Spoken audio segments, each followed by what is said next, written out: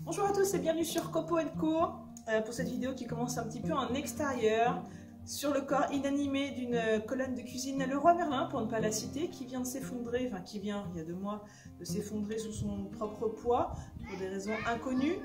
Et le truc, c'est que moi je suis en train de faire un petit meuble où j'ai besoin de charnières, et ce meuble là qui ne sert plus à rien, il a des charnières et du coup je vais les réutiliser pour les installer sur ma nouvelle réalisation, parce que les charnières ça a un coût, et certainement vous comme moi, et bien tout ce qui est charnières coulisses, si je peux les récupérer plutôt que de les acheter, ça m'intéresse. Le problème c'est que voilà, il y a toujours un espacement à récupérer, des diamètres à respecter. Quand on a le modèle sous la main, ça va bien, mais quand ces charnières on les a mises dans une boîte et qu'on les a pas ressorties depuis quelques mois, c'est toujours délicat de savoir comment est-ce qu'il fallait les installer, à quelle distance du bord, etc. Donc ce que je vous propose de faire avec moi, eh bien, c'est un gabarit tout simple pour savoir comment reproduire les empreintes d'une charnière et pouvoir les transposer sur une nouvelle réalisation. Ça coûte pas cher, c'est pratique, c'est durable. Alors c'est sûr, si vous avez 2 charnières à poser, ça vaut peut-être pas le coup de vous embêter, mais surtout si vous avez déjà un kit que vous avez acheté avec des charnières. Mais si vous avez 4, 6, 10 charnières à récupérer et que vous voulez les installer que dans quelques mois, et bien ce gabarit là vous le mettrez avec et ça vous rendra de fiers services, surtout que c'est très simple à faire. Donc je vous accompagne en mode récup pour les charnières, en mode récup pour le gabarit. C'est parti, nouvelle astuce d'atelier avec Copo & Co. Donc on se trouve sur la scène de crime. Au-dessus de ma colonne, j'avais un tout petit caisson, celui-là, là, ce petit meuble, qui était équipé d'une porte avec une petite charnière sur le dessus. Donc cette porte, elle est là, vous voyez, il y a même la poignée que je vais récupérer aussi dans un second temps.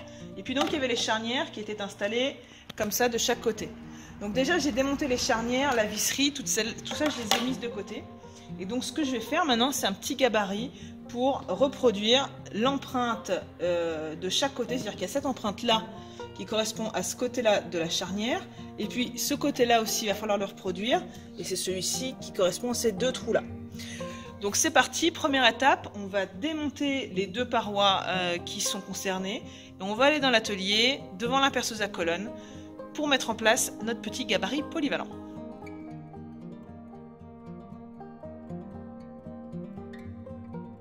Alors pour commencer, j'ai pris une chute de plexiglas assez épais. Ça peut aussi fonctionner avec du bois, une chute de bois, de contreplaqué, de massif, peu importe, mais j'aimais l'idée que ce soit transparent pour voir les repères de traçage à travers. Une fois que j'ai coupé ça avec ma scie, c'est une évolution avec une lame multimatériaux, j'ai pris une petite lime pour enlever les petites bavures éventuelles sur les côtés. Et puis je me suis mis sur un support qui était d'équerre, justement le caisson en question, et puis j'ai fixé tout ça avec de la colle cyanoacrylate, en fait c'est de la glu. Alors avec un accélérateur ça aurait été encore plus efficace, j'en avais pas donc j'ai attendu un tout petit peu, et ma foi ça a collé super bien. Voilà, donc j'ai maintenu en pression quelques secondes, et puis après j'ai vérifié l'équerrage avec l'équerre. Et une fois que ça a été fait, ce que j'ai fait c'est que j'ai pris un petit ciseau à bois pour enlever les petites traces de colle qui étaient dans l'angle droit là, de façon à ce que ça ne gêne pas lorsque j'allais faire mes repères plus tard. Vous voyez, ça s'en va super bien. On peut frotter aussi avec un petit papier de verre si on veut, avec une lame de cutter, peu importe. Alors après, comme je l'avais dit, j'ai démonté le caisson où il y avait le panneau qui avait été usiné par le fabricant avec les repères des charnières.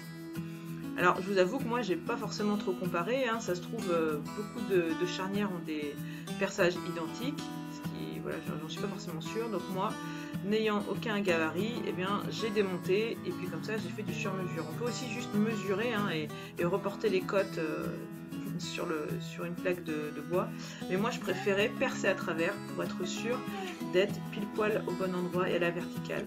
Alors à la perceuse à main c'est aussi faisable, mais à la perceuse à colonne ça a l'avantage d'être vraiment bien perpendiculaire. Et puis j'ai fixé mon petit gabarit, vous le voyez dans l'angle, avec de la colle chaude. Initialement j'avais testé avec du double face, mais ça collait pas suffisamment. Donc la colle chaude de façon uniforme de chaque côté, ça a super bien collé. Et puis après moi j'ai percé. Alors vous voyez, entre temps j'ai mis une petite tige fuletée, un petit boulon une petite vis pour être sûr que ça ne bouge pas. Et du coup quand on les met tous les deux, ils se mettent parfaitement à la place des anciens usinages, et puis dans le gabarit, donc ça veut dire que tout a été parfaitement percé. Une fois que j'ai fait ça pour l'un des panneaux, j'ai reproduit l'opération pour l'autre, celui où il y a les 3 cercles. Donc là encore, un petit peu de colle chaude, je fixe mon gabarit perpendiculairement, bien en aplomb sur le côté, sur l'arête du panneau, et puis je perce. Alors en l'occurrence, tout à l'heure j'ai percé en 5, là c'est du 10, et au milieu c'est du 35. Alors j'avais pas de mèche de 35, moi j'avais des jeux de mèche qui n'allaient que jusqu'à, en Forstner, qui n'allaient que jusqu'à 32. Donc j'en ai trouvé sur Amazon à un prix plutôt intéressant en lot, donc je vous mettrai le lien. Alors si vous êtes des habitués, vous savez, si ce n'est pas le cas, pour voir le lien vers la fiche produit, c'est tout simple, vous allez dans la description qui se trouve sous la vidéo, il suffit de cliquer sur le petit bouton plus, et puis vous aurez ça. Vous avez aussi accès à des infos genre l'adresse de la page Facebook, l'adresse mail si vous avez besoin de me contacter. Il y a pas mal d'infos et puis notamment les liens affiliés aussi qui peuvent être très utiles, pour moi en tout cas, car ils permettent d'équiper l'atelier grâce à vos achats sur Amazon et Mano sans que ça vous coûte rien.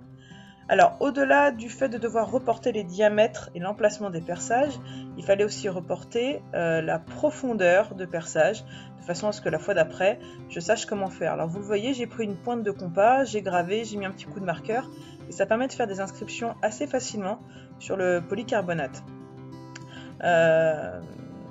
Donc j'ai fait aussi un petit repère sur le centre de chaque partie du gabarit. Les repères ne tombent pas l'un en face de l'autre, mais c'est pas grave parce que de toute façon on ne les utilise jamais en même temps. Donc voilà, ça me permettra de pouvoir reporter facilement l'emplacement que je souhaite lorsque je vais faire les usinages pour mettre l'emplacement des charnières. Alors donc comme je vous disais, la profondeur des perçages, c'est aussi une information qui sera importante. De mémoire, c'était à peu près 13 mm de profondeur. Donc cette profondeur-là, je l'ai prise au pied à coulisse avec la jauge. Et puis pareil, je l'ai gravée sur chacune des faces de mon petit gabarit avec la pointe. Et donc comme ça, je sais que d'un côté, il faut que je prenne un diamètre 5 et que je perce à 12,5 de profondeur. Et de l'autre côté, à diamètre 35 et 10 à 13,5 de profondeur. Et puis après mise en pratique, vous le voyez, j'ai fait un petit test. Donc j'ai fait les premiers perçages sur une chute, les seconds perçages sur une autre.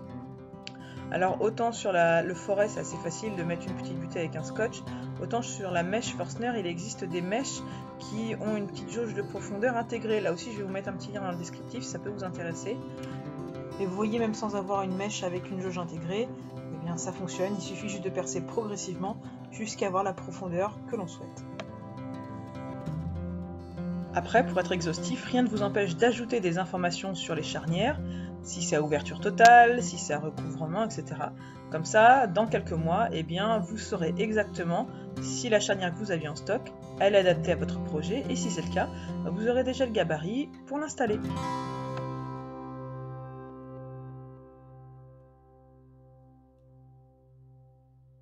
Et voilà. Alors, le bilan, la récupération c'est bien, mais pouvoir la réutiliser c'est mieux. Et en faisant un gabarit tout simple, eh ben, il y a moyen de récupérer des charnières qui, mine de rien, mises bout à bout, font un petit budget conséquent que ça évite de dépenser. Alors j'espère que cette vidéo vous aura été utile, que peut-être vous serez amené un jour à faire ce petit gabarit en pensant à moi. Si c'est le cas, faites-moi un petit pouce bleu en bas de l'écran, ça fait toujours plaisir. N'hésitez pas à vous abonner, pareil vous avez un petit bouton avec une petite cloche même pour recevoir les notifications qui se trouvent juste sous cette vidéo, avec aussi une description où vous avez pas mal d'infos sur la chaîne, le lien vers la page Facebook où vous voyez des photos que vous ne verrez pas sur YouTube notamment. Donc je vous dis à très bientôt sur Copo & Co. Et puis surtout n'oubliez pas, faites plein de copeaux. Salut les gens!